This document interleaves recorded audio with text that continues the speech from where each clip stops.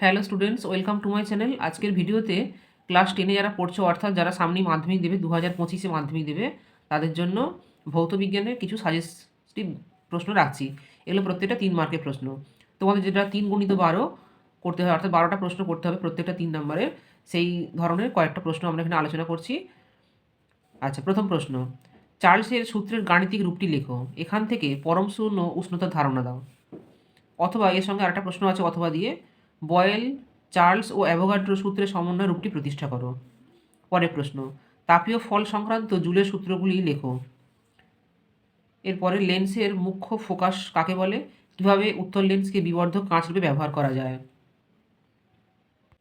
এর পরের প্রশ্ন দেখো, 4-এর দাগেরটা, একটি আলোকরশ্মি কাঁচের ব্লকে 45 ডিগ্রি কোণে আপতিত হয় এবং কাঁচের মধ্য দিয়ে প্রতিসরণের সময় বিচ্যুতি কোণ হয় 15 ডিগ্রি।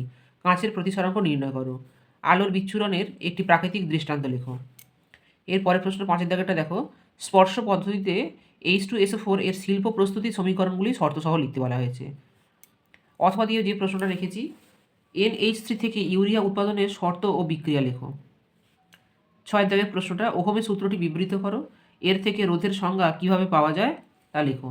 7 নম্বর প্রশ্নটা, মেন্ডেলিফের আধুনিক পর্যায় সূত্রটি বিবৃত করো। সর্বোচ্চ তড়িৎ ঋণাত্মক মৌল কোনটি? আরেকটা, মনোমার কাকে বলে? টেফলনের মনোমারের নাম ও সংকেত উল্লেখ করো। এর আজকে শেষ প্রশ্ন যেটা রেখেছি, তরলের আপাত ও প্রকৃত প্রসারণ গুণাঙ্ক বলতে কী বোঝো? এদের মধ্যে সম্পর্ক কী? এই ধরনের প্রশ্নগুলো তোমরা প্র্যাকটিস করো। এর পরে পরে আরও অনেক প্রশ্ন দেওয়া হবে।